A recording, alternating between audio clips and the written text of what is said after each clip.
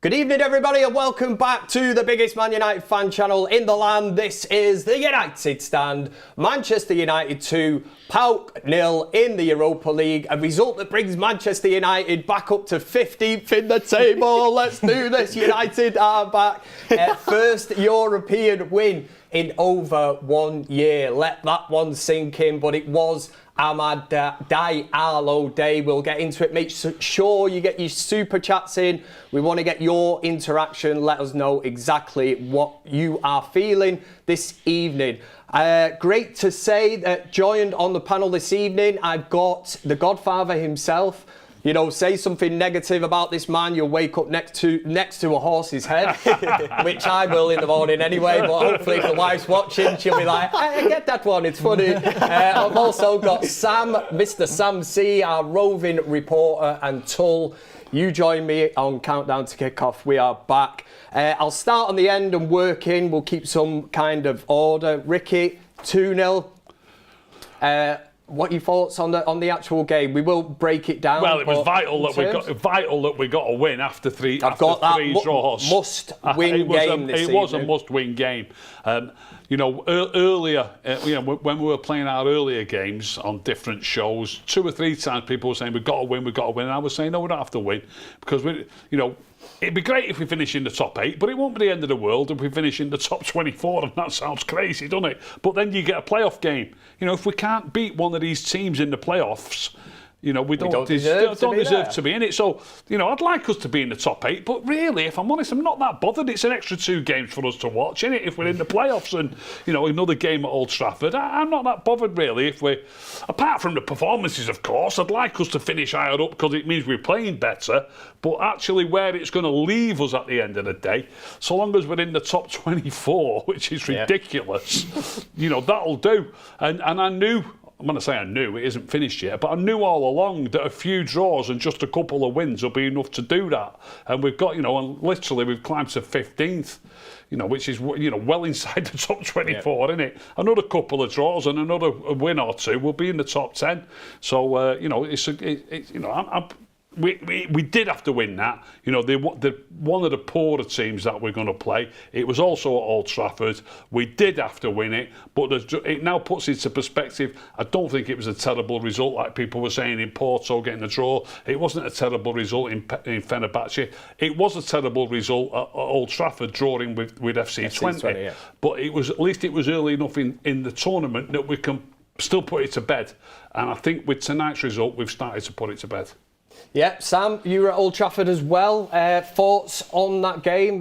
Ricky says, I did have it down here, it was certainly a must-win game in terms of United. You do look at them results, you think Fenerbahce, Porto, on paper, good kind of results away, but the FC 21 kind of set us back slightly, which meant this evening United had to get the job done. Yeah, exactly. You said it. We had to get the job done, I think, and ultimately we did get the job done. Amad dropping a madness at Old Trafford. Love that line, Sam. Love that. I knew you'd appreciate that. I knew you'd appreciate that. I think the first half we were poor, very, very poor. Ruud said it himself after the game. And second half, we were there, and ultimately we did what we did, and we got the points and we got the goals. It wasn't a fantastic performance. Not many players stood out, but Tull said on Countdown to Kickoff, Amad, please take your chance, and he did. He did, he certainly did. Very quickly, unofficial son of a Dutch, what a name that is. Welcome to the United Stand Members Club. Gareth Hume, also welcome to the United Stand Members Club. And Leo, and our first super chat of the evening. Make sure you get these in if you've got a question for the panel. Maybe you want to ask Ricky, Sam, Tull. If you want to ask Lee Mack, you know what I mean, I'm here for it. But we've got one from Swami Kohli. It says, Mugger, which is MUGA, which says, make United great again.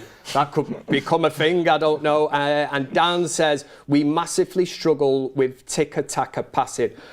I totally agree with that. But Tull, thoughts on the game? I think we all agreed it was a must-win game. We've done the business this evening. We move on to the next game. Yeah, happy to get the... Don't just repeat that, you know, it's not as simple as, just... No, of course, yeah. Like everyone's saying, happy to get the 3 points on the board. It wasn't as straightforward as I was hoping. The first half wasn't great, and there was even times in that second half where I thought this game stinks of that 20 game a little bit, and I felt like there was an inevitable equaliser coming at some points, but they did enough. I still think it's slightly concerning that, you know, the team, they were rock bottom of the Europa League, and they even ruffled our feathers at Old Trafford at some points in that game. But I'm not going to sit here and be that critical. Come on, we just put through first Europe win in a year. Come on, guys, you know what I mean? I'm buzzing really, but you know, still slight areas of concern, but new manager should sort it out, shouldn't they? Hopefully, and we will get into that later on. I've got a lot of Ruben Amorim stuff I want to bring in, what players he might fancy, the ones that we might think that he might not fancy. But Ricky, the first half, as Tull's just alluded to, I mean, if you were going down for your half-time pint or whatever at that point, were you thinking, God, this is just going to be another bad day at the office? And I know you're a patient man, you know, and you think we might have been knocking at the door, but a lot of things were breaking down in that first half. You know, I've seen, if we're talking in terms of a Garnacho, you know, easy passes and that thing that you always allude to about overlapping runners, you know, we weren't... It went wrong. And in fairness to Diallo, he was making them runs. I mean, I was in the Stretford end right behind it a couple of times. He's made the right run and you think, just play him in, and he just plays it out for a goal kick and you think, for God's sake, man, what's going on here? Is this just basics, or is it certain players are just stuck in the There was headlights? a couple of them went badly wrong. I mean, the Garnacho wanted Diallo. He overhit that pass shockingly, where Diallo was doing the overlapping run, and he had no chance of catching it. That was Garnacho. There was one on the other side where Amad tried to put... Bruno made the overlapping run and he hit it too close to the defender. I can't wait to see it again back on screen, that, because it looked to me like Bruno ran too close to the defender. You've got to take all different things into consideration. If you're running too close to the defender, he's got to try and get it through a smaller gap. If you can sort of move a little bit away from the defender, he's got a bigger target to aim at. So I can't wait to see that again on screen. I've only seen it once live at the game, and at the game I did think Bruno didn't make it, give him his best possible chance, but I do also think that Amad could have done a bit better. So there's a couple of them things that we need to sharpen up on, but I do think we played... I was pretty confident at half-time that it was going to come for us. Ahmad put a great ball in the first half that Hojlund maybe should have done a bit better with. Again, I've not seen it back on screen, but I've got a feeling he only just catches it, Hojlund, and maybe it even bounces off the defender, and the keeper still has to make a sharp save. So I wasn't absolutely dejected at half-time, and did fancy us to come out and do the business, to be honest. Sam, that super chat, Dan Edis saying we massively struggle with tiki-taka passing. This is obviously something we will be hoping the new manager can implement at Manchester United. We're pinning all our hopes on him. But did you see that first half today, you know, like that, you know, that the passes weren't finding... We didn't have an issue getting up to the final third, but it did seem to break down a lot where you were like, come on, again, is it going to be one of them days? Yeah, I think we started slow. We always tend to start slow to these sort of games, and it's kind of, we were second to most of the game, to be fair, to these 50-50 challenges in the air. Our passing wasn't slick. Sometimes it was like, oh, he overhit that, and how aren't you winning that ball?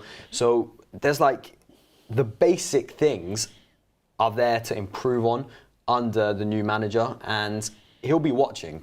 Obviously he'll be watching, and the players know he'll be watching, and they have to take that into consideration when they're playing. You can't just be miss-hitting passes, because under Ten Hag, and you can't really judge under Ruud, so we'll just speak if it was under Ten Hag. If you don't perform under Ten Hag, you'll still play the next game. So hopefully when this new manager comes in, if you're not doing the basics correct, you shouldn't really be playing then, because if you can't do the basics, you can't do anything. Is that something that's told that's kind of you can't get your head around? The fact that this new manager is incoming, there is no doubt he would have been watching this match this evening, and if you're basing it off the first half, there's certainly certain players that you think of this as the Amorim audition, if we'll call it that. And there's certain players at this club we've criticised. They've come in to definitely we look at them and think, oh, they're not at the races.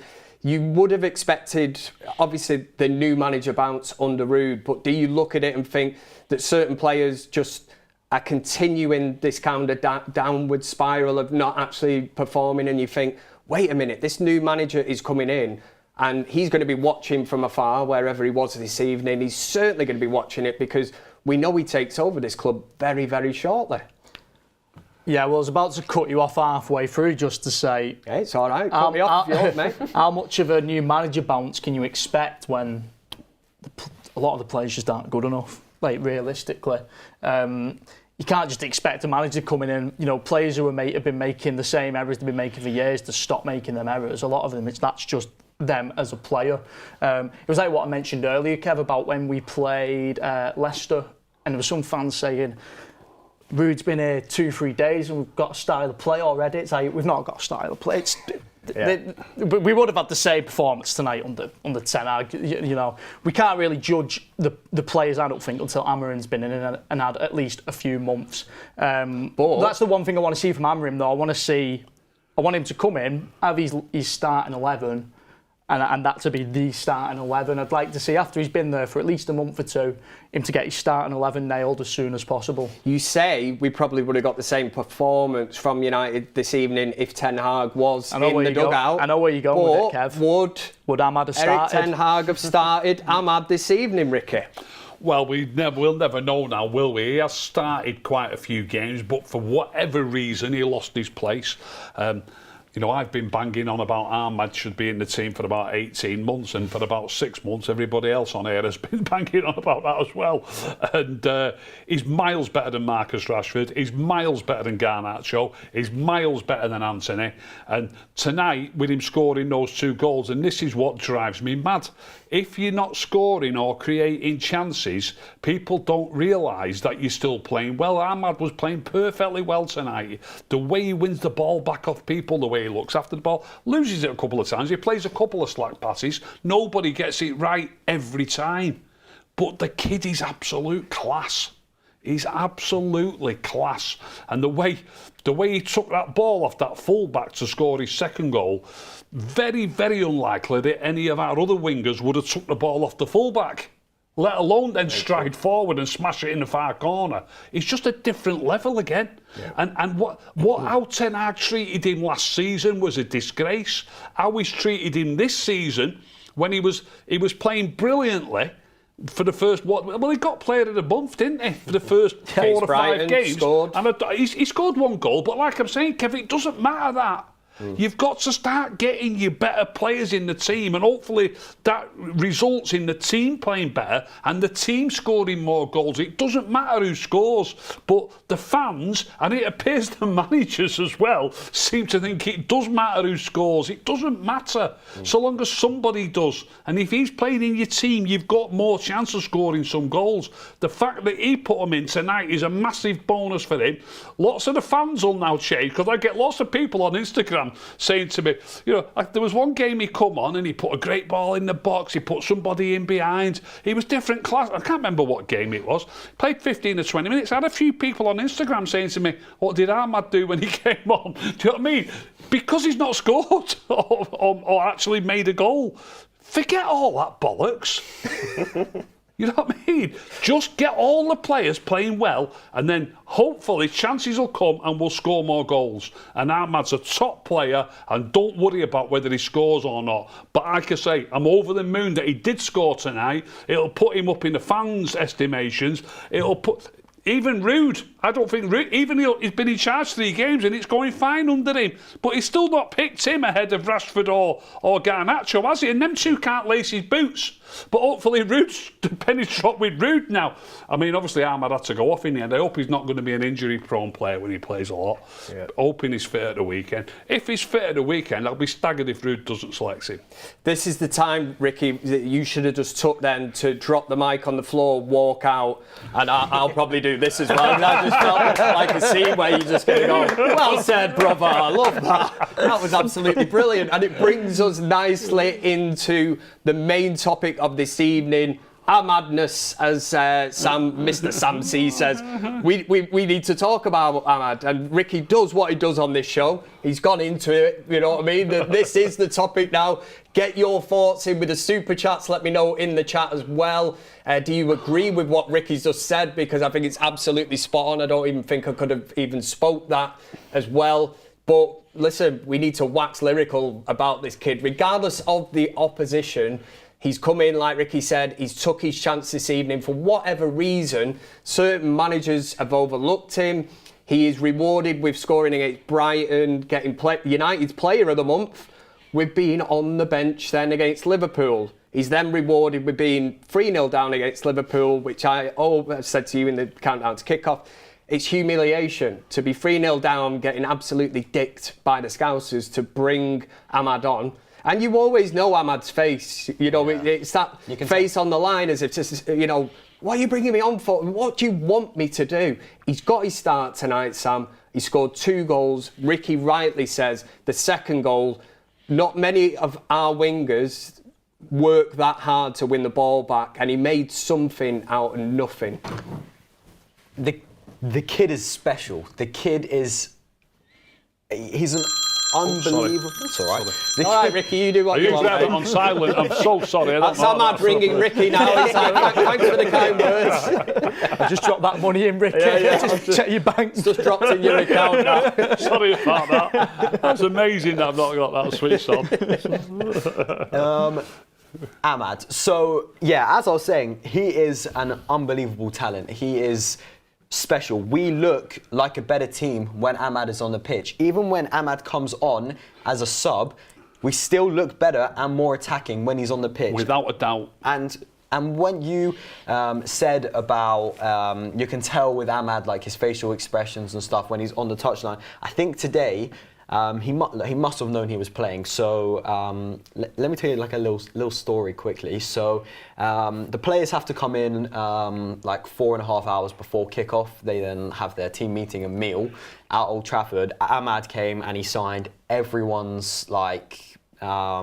As he was walking in, he signed everyone's... Very humble. And he signed everyone's top, took loads of photos, had a little conversation with him as well when he was there, and you could just tell that like there was positive vibes there, and that, you know, it felt like Amad, like he knew like today I've got to take my chance. But the problem is, how many times can Amad take his chance? We've been here every time and we said Amad's taking his chance, and then he doesn't play, and then he plays like 5 games later and was like, oh, Amad's taking his chance. So it's like, it's not like he needs to take his chance because he's taken it, so he has to be rewarded for it now. It has to be, doesn't it? I'll clear these super chats very quickly before we get told verdict on Amad. We might, like I say, he's we'll do man of the match later. It might be one of the easiest ones we've ever done. We have got, believe it or not, Harry Maguire is in the chat and says, would Amad suit one of the wing-back spots? Oh, Harry Maguire. Great to see you in the chat, mate. Shouldn't he be doing... Where was he tonight? Well, he's watching the United stand. I love that. Marshall says, Mugger, we're back to the make United great again word. Word of the day might bring us a comeback. Liam says, Iceman. DJ says Victor the Iceman Lindelof, man of the match tonight, Ricky. Victor Lindelof, the Come Iceman. on, behave yourself. If you even say that... He was... Ahmad's going to get man of the match, so I give the game away for later. Spoiler alert. It's pretty obvious. But the 2 centre-backs, I've banged on time and time again that they're the best 2 centre-backs we've got. It's the first time we've kept a clean sheet for 5 games. It's our first clean sheet in the Europa League. Come on, take into consideration you've got to take into consideration the opposition, but... You know, I bet there's not much to choose between them and FC Twente. There's not much to choose between them and probably Fenerbahce. Do you know what I mean? If they play, I don't know if they've got to play them. They might. It's mad this the way these group stages are. So everybody don't play everybody else today. So I don't know if they've got to play each other. But dead steady performance. They did have a really, really good chance then, didn't they? That Anana saved. Yeah. In the second half at the Stretford end. Really good chance. But then again, not only did 20 score against us and Fenerbahce scored against us, but they also had some good chances as well. Do you know what I mean? Yeah. There's no problem with Lindelof and Johnny Evans. I'm absolutely dead sound with them. And I hope Ruud sees that now. I don't know what he'll do. He'll probably go back to Martinez and De Ligt. On Sunday, isn't it, against Leicester? I won't be surprised. But I honestly believe they're our best two. I love how steady they are on the ball. I love the passes that they pick. And people might think, they're not great passes, but they are. It's the weight of the passes when they give it the full back, make themselves available, get it back, give it back to Evans, get it back, give it the full back again. But I'm talking about if the full back's up the line, they drill them to them. They're good players, Lindelof and Evans. They're top quality players. And the stick, especially that there's people getting onto Johnny Evans now, but the stick that Lindelof gets from the fans is a joke. Well warranted. He's a class player. What was going to? I'll say just one other thing that I wanted to add. Johnny Evans' his first full game since we played Villa away. The last time we got a clean sheet. Yeah. That's not against PAOK. That's against Aston Villa. Mic drop again. Honestly, Ricky's on absolute fire. Somebody call the fire brigade because Ricky is literally on fire. We'll bring it back slightly. We were sort of waxing lyrical about Amad. I think he deserves his flowers this evening, Tull. Is there anything that you've got a big sort of thingy to kind of cover here after Ricky's mic drop? Is there anything you can add in terms of performance from Amad? How happy we were on the countdown to kick off. One of the things we kind of spoke about, and I said from the team when the team news dropped, was the fact that it was so refreshing to see sort of square pegs in square, I was going to say square holes, that doesn't make any sense. Round pegs in round holes, yeah. You get the gist of the analogy, but it was just so refreshing to see a team that, as Ricky would say, team shape, it had the right blend. Especially on that right-hand side, because all season long, and even last season, we went near enough the entire season playing left winger on the right wing, and you were like, it'd be great if we had a right winger.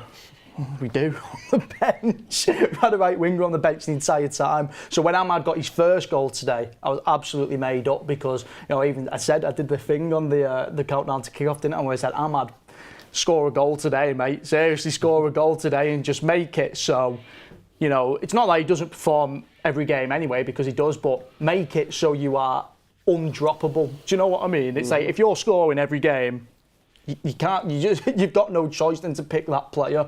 But what I like about Amad, and I said a similar thing about Eriksen when Eriksen was performing a few weeks ago.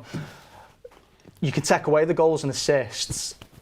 And if you just look at the performance for what it is, it's still a mint performance. And that's the same with Amad today. You could have got rid of his 2 goals and you'd still say he was our best player. Would you agree? Exactly. Yeah, you'd still say... That's what I've been trying to point out. You'd still say he was our best player. And I said a similar thing about Eriksen. When Eriksen was, Eriksen was playing every game a few weeks ago, he was by far our best player. He was adding goals and assists in there, but it was like... You could take away all the goals and assists. You'd still say he's been our best performing player. What I like about Amad... And I think Hojlund must like it.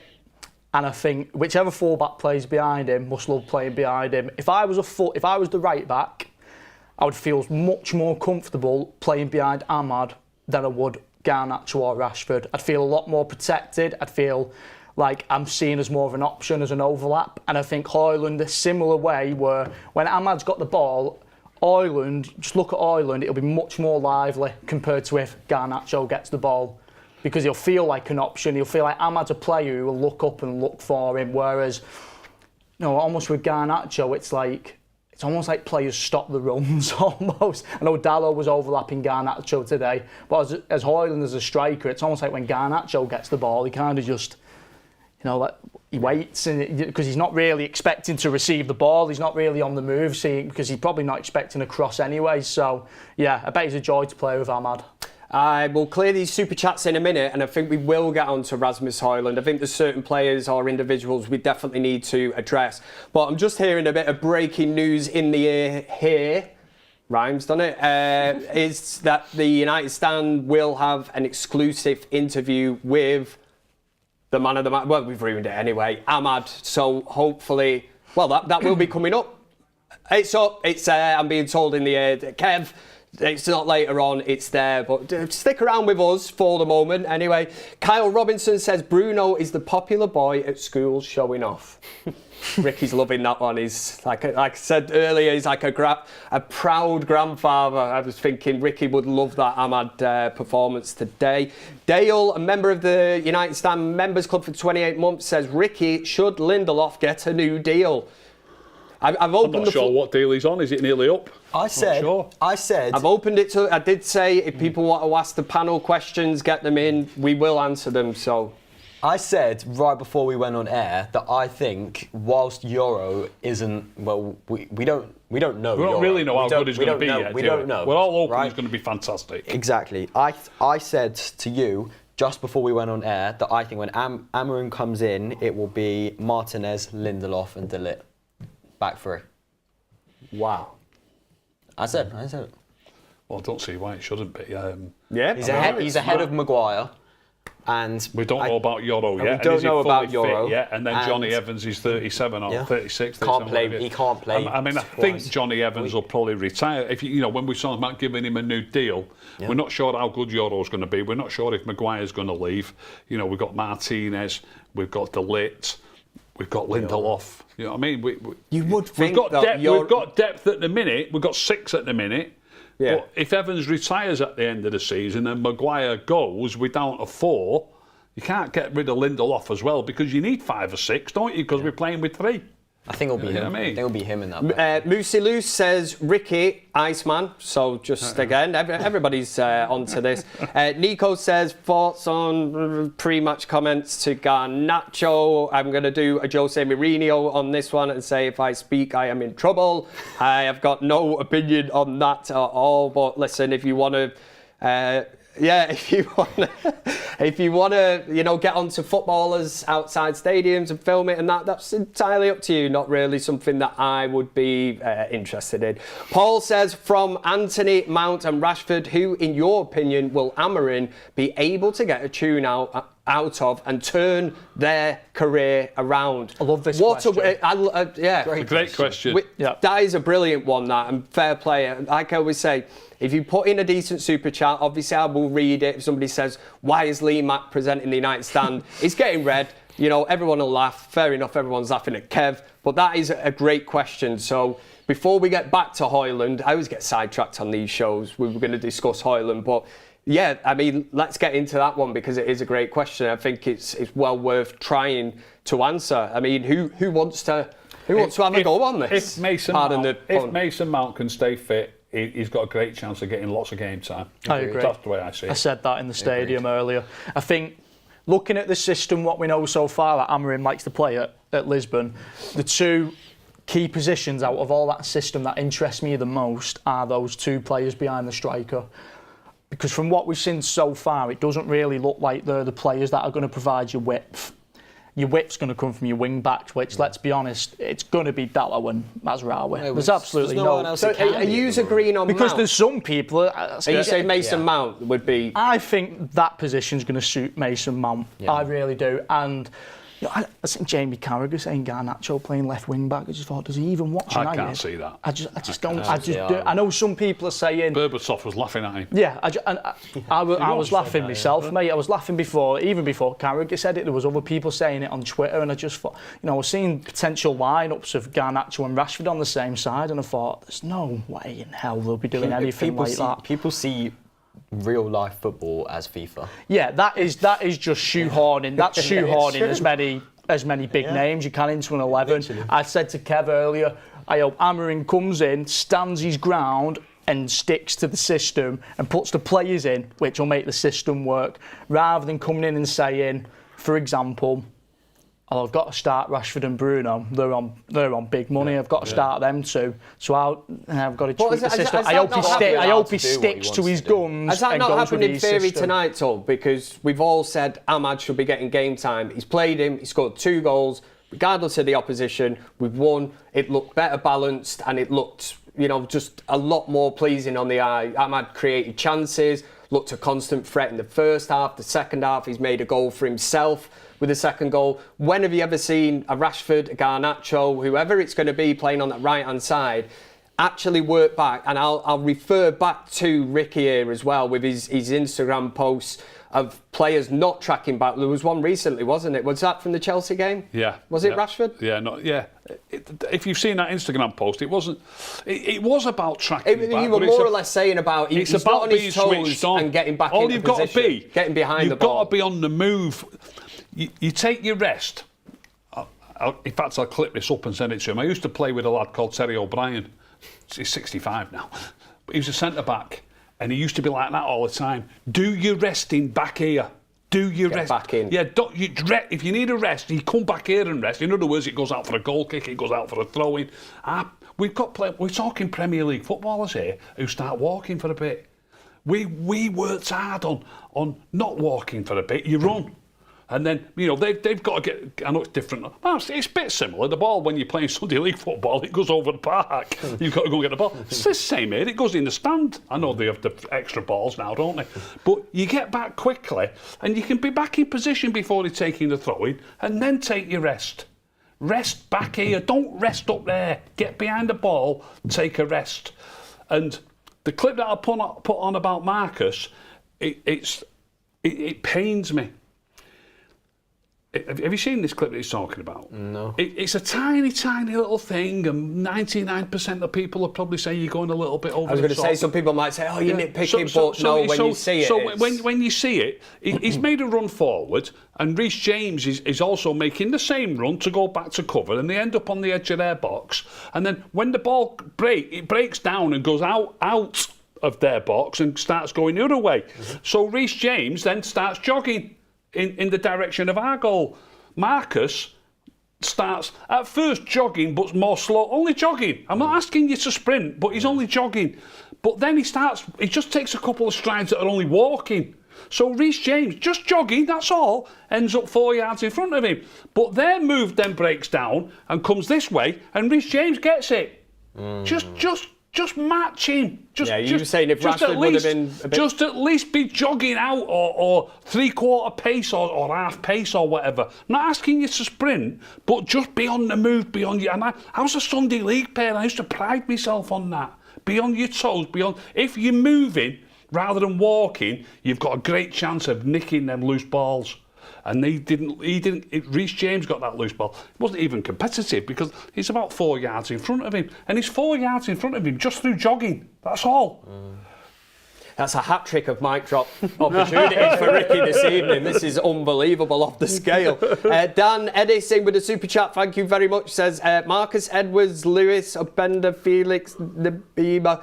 It could be some kind of foreign language. I might have just said something very offensive. If I did not know exactly what I was saying, so that is my get out of jail free card.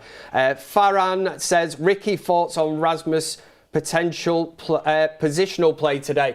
That brings me, thank you very much for that, because that brings us nicely back to the topic I wanted to get into. We'll start with you, Sam. We'll go to you, Tull, and back to Ricky on Rasmus Hojlund.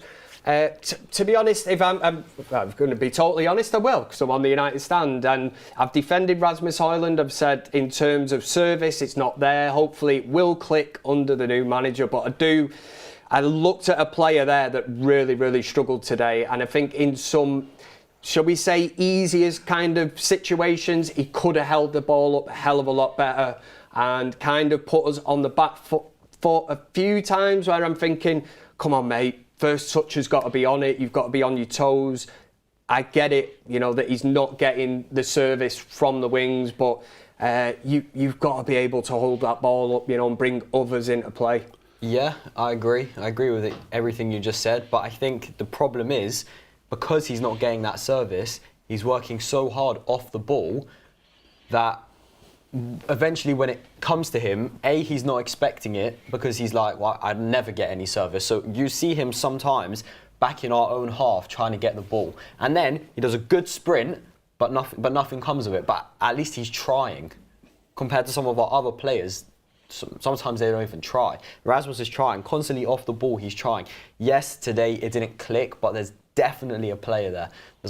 In my opinion, there's 100% a player in Rasmus. And you saw it today with Ruud starting 11.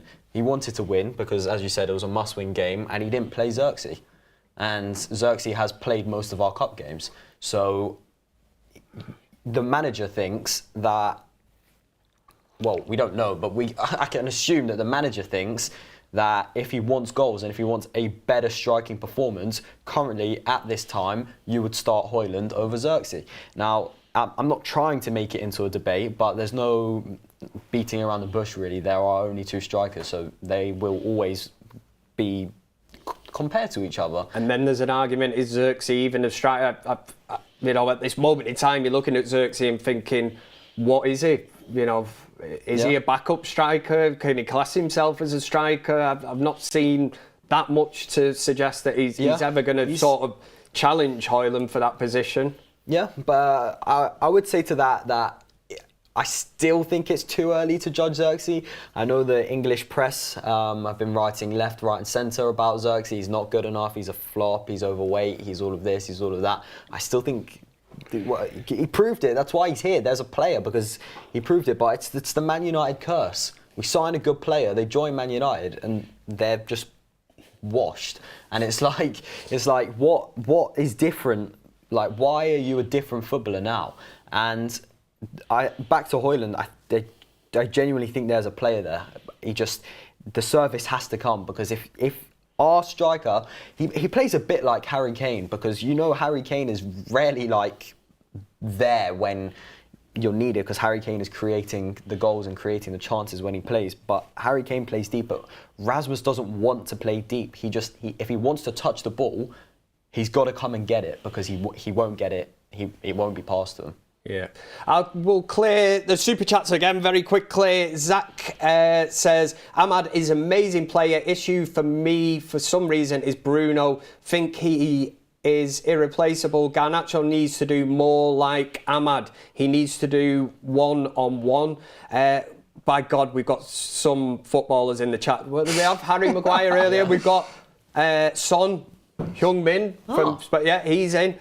Thank you very much. Says, Spurs not extending me. Should I come in January? Probably very welcome. He's got the Ricky's seal of approval anyway. He's nodding. Ants James TV, a member for 43 months of the United Stand Members Club, says, big up Kev. Amad, brilliant player. Shout out to Rick the Red. Tom Palm says, Ricky is right. Lindelof has conceded less goals than any centre-backs, but no one cares. That's your son. I bet you were on the... That's when that phone rang earlier and you texted him and said, yeah, son, put in a super chat here to make me look good. I know what's going on here, honestly. Alta Devs says, Kevin Hojlund is a little boy, gets bullied by every back four he plays against. He is a championship striker. We need to get Benzema in for a year. He called you Kevin. He's not happy with you. Yeah. Kevin. Only my mum calls me Kevin. I'd like to pick up from that on Rasmus, because I was going to touch on Rasmus anyway. I criticised Rasmus last year. I remember which game it was. It was Sheffield at Old Trafford. Sheffield were rock bottom of the Premier League when they came to Old Trafford last year. And I said Rasmus does get ate up by centre-backs very easily. However, I'm willing to look at it 2 ways with Rasmus, because I seen a stat last week which I think puts it in a different light.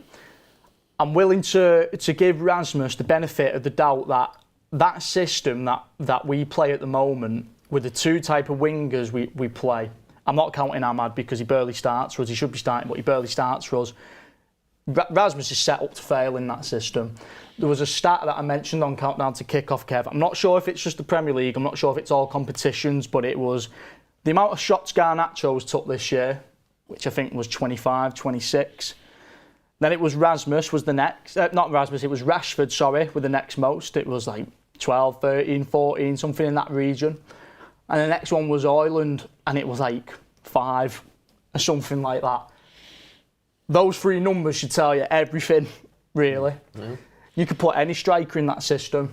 Mm-hmm. If that's what your wingers are doing, what do you want the striker to do? It's impossible. Yeah, exactly. I do think Rasmus's hold-up play,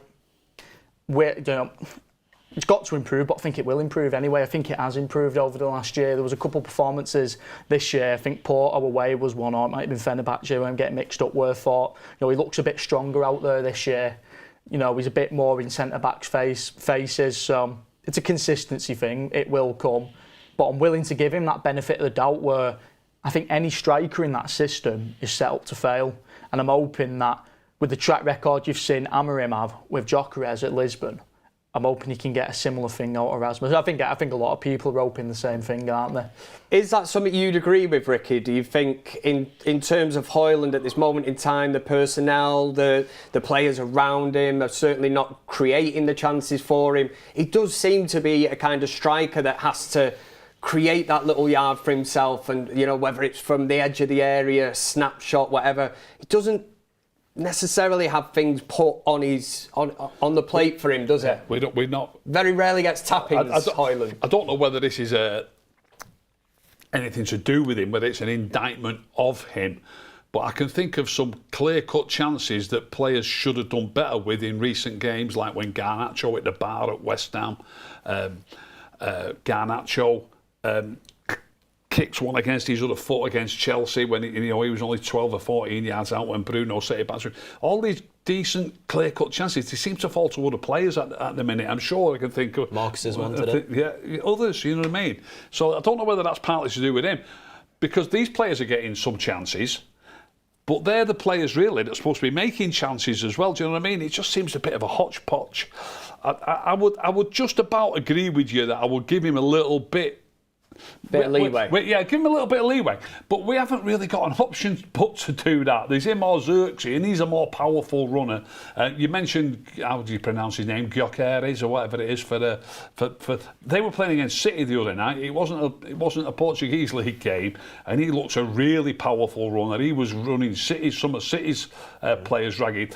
To be fair, if we go back to the cup final, look, I was so pleased we won that cup final and never be able to thank all the players who played. I won't be able to thank them enough. I thought, for City to go and win I know they won the treble the year before and they beat us in the cup final, but I never thought we had a chance in that cup final. And Rasmus came on as a sub in that game, and he won 2 free kicks going on powerful runs into their half, which obviously gives us a bit of respite, gets the defenders up the park, and that was through powerful running. So I'm hoping that there's still a chance for him. But I've got to say, watching that kid play for Lisbon the other night, he looks even quicker and more powerful. The destroyer of Roblox stories, again, what a name that is, says Man United will win UEFA Champions League. Not sure how that works out. Not put a time scale on it. Could be sometime in the future. I'm sure we will. That's where we want to be back. That's where we want to be. Scott Hargreaves, member for 49 months of the United Stand Members Club. Thank you very much. The destroyer of Roblox stories is back and says Coco Melon was an African delicacy made by Joe Biden in the 1980s. Pizza says Rasmus hold up is bad. Midfielders don't show for ball. I suppose you could look at it like that. And Alta says Xerxes always gets a chance or shot every game he plays. Rasmus simply isn't involved. Rasmus positioning off the ball is trash. Did I read that one earlier? Somebody else, Benzema in January. Where are these rumours coming from, Sam C? Have you heard anything, no? Well, we were linked to Benzema this window, as we were linked to Danny Welbeck. The links were... Don't get Ricky all excited. The links were... There's absolutely nothing in them. He's in Saudi Arabia. He's actually unhappy in Saudi Arabia, but yeah, I highly doubt he ends up here. Can't see it. Let's get on to Ruben Amorim. Obviously, is it Monday he arrives? Yeah, Monday 11th. First day at work. I'll start with you, Tom. We'll work back out just to mix things up. In terms of the job that this man has got, if he was sat at home watching that first half today, if you're, Tull Amorim, would you be looking and thinking, my God, what have I let myself in for here? He must be under no illusion, of the task that bigger managers, more experienced managers than him have come to Old Trafford. They've tried, they've failed. He's got to do things his way.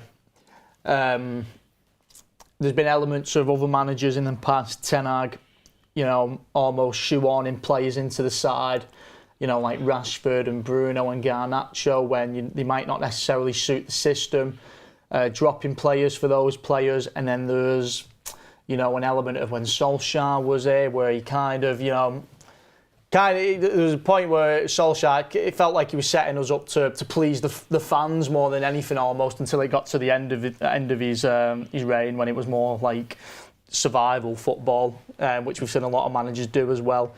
I just hope Amorim comes in. I hope he... Like you have some players here that have played under, 4 different managers. So you've got 4 different, let's call them philosophies, whatever it is, he's got different a lot of ideas, style of play. A lot of cards to shuffle. He's got a lot of players there. A lot of players which have underperformed in the past year or two. He's got to try and get a tune out of a lot of those players because, you know, it's a big squad. You can't replace all of them. No, you can't replace all of those players. You've got to try and get a tune out of at least some of them. With it being a different system, I'm happy with it being a 3 at the back. I said to you, I was kind of flirting with the idea of a 3 at the back towards the end of last season anyway, because when we were looking at a midfield 3, we play a midfield 3 right now.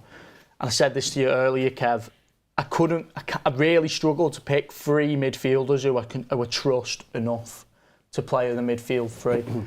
I don't think Casemiro or Ugarte are good enough on their own to play that holding midfield position, but I don't trust them enough to do it on their own. I think they look all right at the moment next to each other, but I couldn't trust any of them. I couldn't pick one of them every single game to go and do it themselves. I don't trust them. I've not seen enough from Ugarte to say he can do it. And, you know, Casemiro's had a few cock-ups in the past few months to where it makes you think, is there more of them to come from him? I'm happy with there being an extra centre-back in there going forward with Amorim. Well, there should be an extra centre-back. As long as he doesn't change his system up, we should have an extra centre-back in there, which I'm happy with. I think it will get more out of the squad. I think we should go back to playing a bit more, pragmatic with the setup in a way. You know, some people might look at 3 centre-backs and go, well, that's defensive football. I don't necessarily think it's the case. I think it's weighing up what you've got and saying, well, we're best off, you know, like I said, with the midfielders not being, I wouldn't trust any of them to cover the defence on their own. So it's like if you put the centre-back in there, the extra centre-back in there, shore that back line up, just by keeping everything sturdy, you know, keeping more clean sheets, etc., then you can work then on, I think Rick mentioned it in a show, you know, you've got to shore up the back line first and then you can work on scoring goals. And I agree with that. I think that's a big thing. I think once you get the actual solidity, the actual structure of the team sorted first and then work on going forward. The wing-backs are going to be interesting because that's where his width looks like it's going to come from. And I'm going to bring back to earlier what I said about those 2 positions behind the striker. I don't think those positions are suited to the wingers that we've got. I really don't see Rashford and Garnacho getting into that setup. I don't know whether he'll put them in because he might feel he has to put them in, but seriously, that setup, from what I've read about that setup, there really doesn't look like a place for Garnacho and Rashford. I think the best front 3 you'd have would be Hojlund up front, Amad as your right, number 10. And I think Mason Mount is way more suited than Garnacho and Rashford in that. From what I know of that setup. And Bruno. And Bruno. I could be completely proven wrong and he might not even stick with the setup. There's so many things that could change. But from what I've read so far, I do think Rashford and Garnacho are going to... I just don't see how you get them in the team. And then if he does try and get them in the team, you know, have we really moved on? Do you know what I mean? If we're going to play like that, people talk about it as 3-4-3, don't they? Yeah. But it's more like a, especially when defending. When defending, you've got 5 men behind the ball. Yeah. You know, 5 men across the back. It's more like a 5-2-2-1. It's like a box midfield, a 5, obviously because your width is coming from your wing backs. So I think he might well start with his 2 full backs as his 2 wing backs. So it is like a back 5. So then if you're going to play a 2-2-1, obviously your 2 in front of the back 4 can only come really from Ugarte, Casemiro and Menu, 2 of those 3. And for me, your number 10s, I think Mount and I think Amad, and I also give a shout out for Christian Eriksen. Now, some people might say, well, he's not quite got the pace and the legs that the others have got, but it's also important that you look after the ball. It might be more, it's certainly equally important. It might be more important because when he gets the ball and nearly always gives it to a red shirt, that means we've got to run a bit less, does it not? Do you know what I mean? So I wouldn't be surprised to see any of those. Now, because of who he is, what he is, and the way he's regarded, I expect him to start with Bruno Fernandes in one of those 2 10s. But for me, I'm confident I would rather have Amad, I would rather have Eriksen, and if Mason Mount can stay fit, I'd probably rather have Mason Mount as well. That's what I think. Just in terms of the setup, Sam, under Amorim, are we all just assuming that he is going to bring this sporting kind of 3-4-3 formation to Manchester United, or like, you know, Ricky's alluding to, it could be slightly different setup? Yeah, I think the true and fair answer is that we won't know until his first starting 11 or his first game what he wants to do. But I think the very important thing is, with the new footballing structure up ahead, he has to be allowed to do what he wants to do. He can't be dictated by anyone above. If he wants to drop certain players that are on high wages, he can and will then be allowed to drop those certain players on certain wages. If he is being told what to do, then what's the point in him being here? Like, me and anyone on this table could go and pick 11 players we're being told to pick. He has to be allowed to do what he is good at, because we hired him because of the way he plays. Therefore, if he's going to come in and then not be allowed to play the way he played, then what was the point in the first place? Did anybody actually see I know I asked you and you said you didn't. Did you, Ricky, you didn't watch Sporting Lisbon versus Manchester City the other evening? Did you watch it? I watched quite a bit of it, yeah. I've got a funny story, actually. Go on then, hit us with a funny story. City were absolutely smashing them, and I was tempted to switch it off, but my wife was landing back from Spain, and I had to pick her up from the airport. So at 1-0, I left, and I'll go and get the wife, and when I come back, I might keep it on, I might switch it off. So when I left, it was 1-0, and I didn't listen to anything in the car. I have music on in the car, I don't have football in the car. So I picked the wife up, it was 1-0 for City, and I went back and it was 3-1 for Sporting. I couldn't believe my eyes. But you know that City were absolutely all over them in the first half, and I liked what Amorim said, by the way. Don't get carried away with results like this. You know, although you feel as though you earn your luck because of how hard you work, because of the tackles you get in, you know, on another day, they could have been 3 or 4-0 down at half time. He said they were lucky. Yeah. And do you know what? That's perfectly, you wouldn't even believe, but I had that actually written in front of me in my notes, was the fact that, are we getting a little bit too excited? I've seen a lot of United fans taking great pleasure from seeing that result because, it's our new manager and he's coming in, which is great, don't get me wrong, but if you actually watched the game, like you say, City could have been 3 or 4, and listen, they didn't do it. You know, they somehow turned it round, but I just really don't want that overreaction. You know, that they are doing well in the Champions League, and I look back and I was a big advocate for Erik ten Hag at the time, who was doing very well in the Champions League with Ajax, you know, nearly took them to a final and that. So I went down that thinking forward, thinking coach, where I'm thinking, I don't really want to get my fingers burnt with this one again. I am excited, he's young, a forward-thinking coach again. But part of me just thinks, by God, you know, he has got a massive, massive job on his hands now coming in with this group of players that we know have let a lot of managers down in the past, you know, and Tull alludes to it, you know, nicely, kind of saying that he's going to have to make some massive, massive calls, isn't he? Yeah. Do you know what? I spoke to the expectation thing like we're talking about now. It's almost like, you know, hopefully he's not shot himself in the foot in a mad way by, you know, beating City by such a crazy scoreline. I mean, City getting beat 4-1 isn't... It's unreal, when does it happen? Do you know what I mean? Obviously, I know City are on a losing run at the moment, but City getting beat 4-1 is doesn't happen often.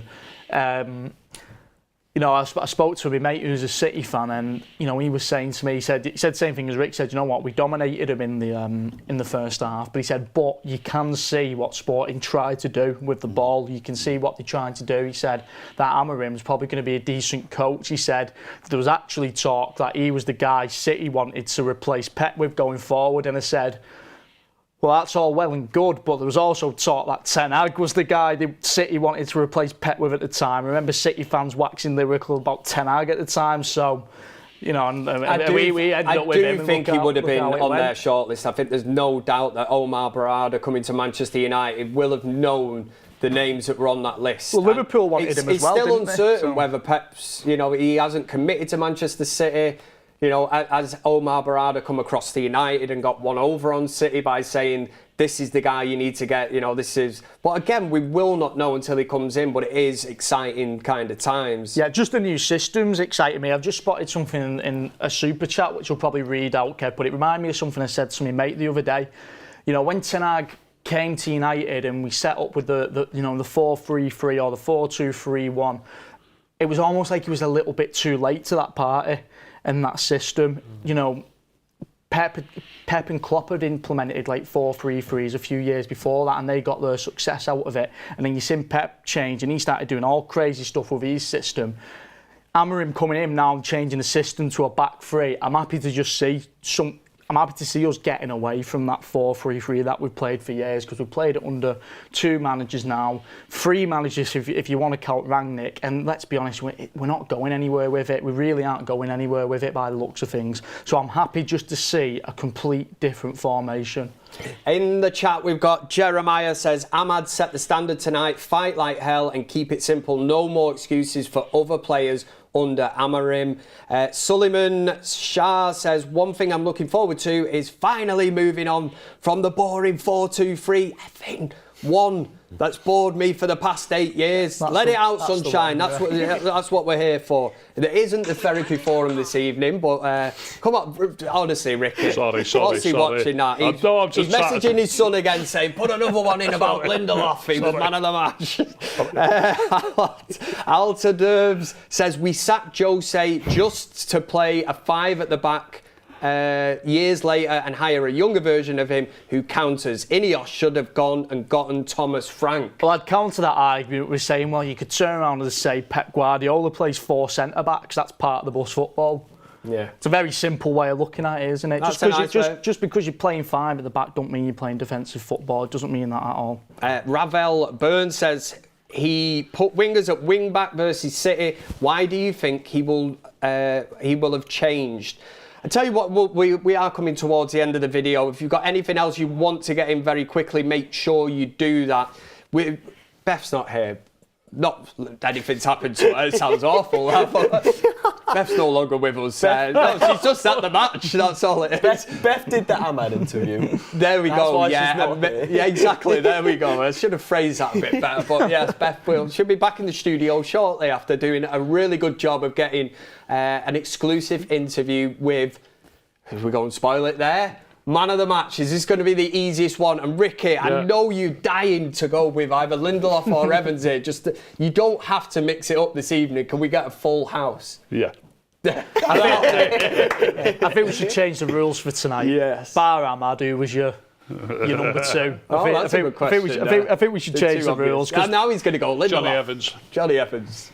I'll probably go Lindelof. I'm going to go Lindelof.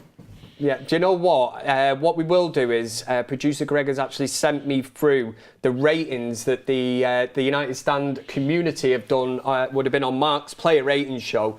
We won't spend too long on it, but we'll run through it and see if we agree or disagree. Mm-hmm. In the sticks, clean sheet. Anana will work with you, Ricky. Remember the points and all this? We did this last time, didn't you? Like what? I'll give you 7.5. Wow, he's bolted. He's gone. Remember, 6 is average. Yeah. I dread to think Lindelof's getting about 15 here out of 10. if Anana's getting 7.5, let us know what you think in the chat. I'd probably go 6.5, 7. He didn't do anything wrong. You're in and around the right area. He didn't do anything wrong. Made a few he good didn't do saves. anything impressive. Yeah. He did his job. I've got one. I'm going to give him Just did his job. I'm going to give him a 7. I'm going to give him a 7, and Rick touched on it earlier. There was a save he made at the save. Stretford end where it wasn't a spectacular save, but he didn't flap. he stood his ground, and he didn't panic, and he was there, and he made it look easier than it probably was. So I'm going to give him a 7 based off that save. So we factor that in. The United Stand community went with, it works out at 6.3.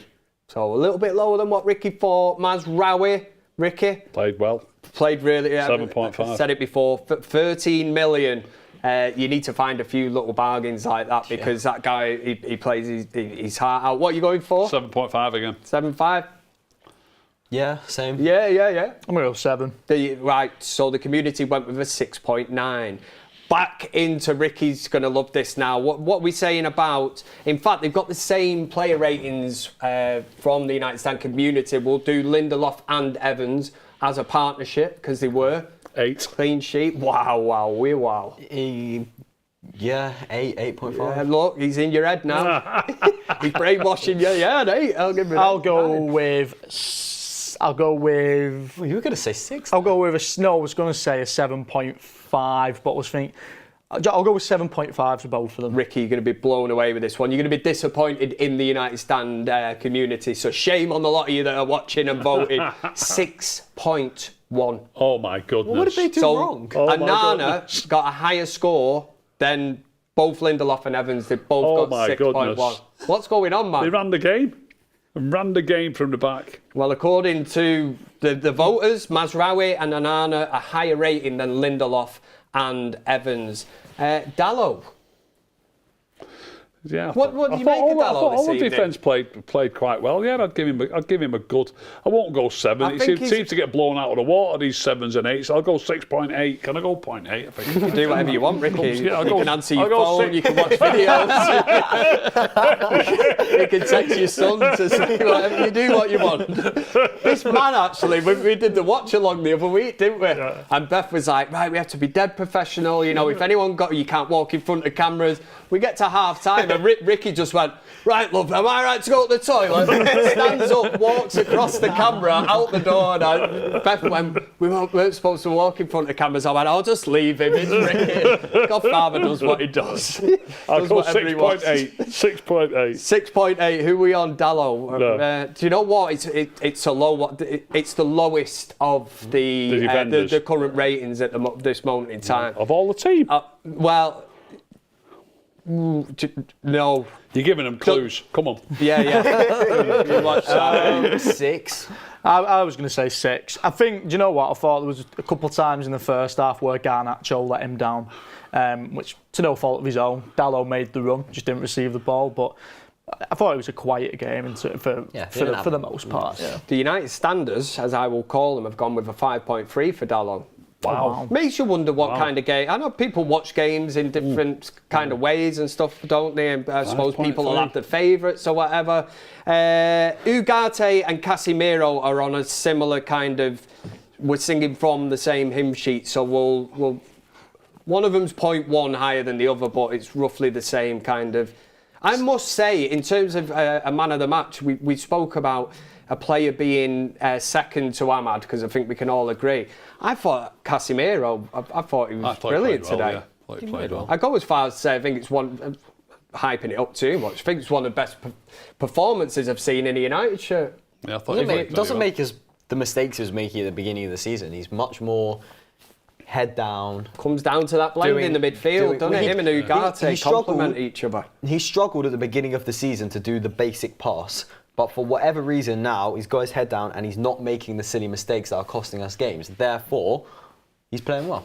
Apart from that game against Liverpool, I can't remember him having a bad game all season anyway, to be honest with you. Well, here we go. We already have claimed... Can I just say... We know that Amad's man of the match. Can I just say, against Liverpool, they punished him for his mistakes. He's probably given 2 passes exactly like that in probably about 3 other matches. You don't get punished, it gets forgotten about. It's outcome bias. As I always say, it's outcome bias. The outcome, what actually happens, fans hang their hats on that. You know what I mean? He's probably done that 2, 3, 4 times, but the opposition don't go up the other end and score. I've mentioned it on here a few times. I remember Guillermo Varela playing at right back against Liverpool here, getting skinned by Coutinho, and Coutinho ran all the way along the dead ball line and chipped it in the net. Villeda got subbed at half-time and never kicked a ball for us again. And if I honestly believe if Coutinho would have hit the side netting instead of scoring, Varela would have stayed on and played a lot more games for us. And yet, what he actually did would have still been exactly the same. Exactly the same. It's the fact that they score from it. Even managers go, oh, what's he done? They forget about it if they don't score. That's true. Facts. Another mic drop. Ricky's just hit the 4th mic drop. This is a new United Stand record here. I don't even think I've ever had a mic drop, but Ricky's had 4 in one show. These are going to be... I will spoil it slightly. I'm sure you probably will agree. But Bruno, Garnacho and Hojlund, in terms of player ratings, are the lowest with the United Stand community. Ricky, I should have even asked you about Bruno Fernandes, what you would have given him. Or remember, we can't do minus. There's no sub-zero. We're not. It's just 1 to 10, please. Keep it PC. Bruno. Yeah, Bruno. I'll give him a 5. Yeah, 4.5. Yeah, I was average. 5. I was thinking 4. That's what they've gone for. Again, Garnacho, we're going down the same 4.5. kind of route. 5. Yeah. 4. Very quickly, and then Hojlund is in and around the same. It's 5. Front 3. I think we can all agree that Amad is the main one. Gave Rasmus a 5 too. Yeah, 5's all around for Rasmus. And like I said, this is usually Beth's kind of gig on the fan forum. Hopefully I've been all right. People are probably like, God, I'm sick of this guy. But we usually do Beth's, what is it? Magic moment. Do you know what? I've got mine in my head. I think it's an absolute belter. I'm hoping that nobody else has thought about it. Say it first then. Can I say it first? It's not a goal or anything. It is from the man of the match player, but the first half, when Amad tracked from the opposite side of the pitch that he should have been occupying, and won the ball and put in that challenge, because at that moment there was a bit of a flat atmosphere. I was right in front of me. And I'm looking for the Stretford end. Great shout, he's got the 16 shirt on. I'm thinking, obviously he's not Roy Keane, but I thought it just set the tone, and the crowd were like, "Go on!" Yeah. And there was people behind me saying, "If only everybody else was like that, show a bit of passion, fight." And I thought things like that raise the game. Sometimes you just need a little instance. But can anyone better that? I'll probably go with his goal, his second goal, but his first goal was lovely as well. But that's a great shout. That great shout. I was also going to go with his second goal, but did you notice? I can't remember who I said it to, but I definitely remember talking. I think it was to you. I definitely remember talking about it. Did you see? I don't know what happened to make that happen. Amad was down, and Onana ran half the pitch to go and see him, and then Casemiro was like, go back to the goal so we can restart, and then Onana just didn't move, and then Casemiro went to fly kick him, and then Onana jumped out of the way and then ran back. It wasn't an in the game moment, it was just something that was entertaining, I guess, and we don't get much entertainment at Old Trafford. Beth's magic moment, Sol? I really got a... Can't believe this is actually a segment. we all know. Beth's magic moment. The second goal was brilliant, but I got a massive buzz out on that first goal. Put in that chat, that was shades of Chicharito, that header, mate. What was Ricky's response? Don't put him in that bracket. That was a Chicharito-esque header, that, mate. How he got, what did he call it? The ratings he's got from United fans is beyond me, honestly. Elliot Wallace, the last super chat of the evening we will read out, says Hojlund always looked like he's trying to save himself for the next game. In the cup final, he pressed and ran hard, and he was great. But that's because he come on at a point when we were fighting for our lives, trying to see the game out. So it's a total different game. What I will say is United... We're back in business, we're up to 15th in the Europa League. What I will say is thank you to Ricky, Sam, always a pleasure as well, mate, and Tull. We've done the countdown to kick-off and this, so I'm sick of the sight here now. I'm sure you're the same as well. Big shift from us today. Exactly, yeah. It's a team effort. There's no I in team. But next match day is Sunday. We play Leicester. This time it'll be a little bit different. This will be Ruud van Nistelrooy's last game as interim manager at the club. Hopefully we can get the 3 points. We certainly won't be playing against the Leicester reserves or under 13s or whatever we played last time. We'll be hoping to get the 3 points. We'll be back with all your matchday content. But what I would like to say is good night, and you've been watching the biggest Man United fan channel in the land. This was the United Stand.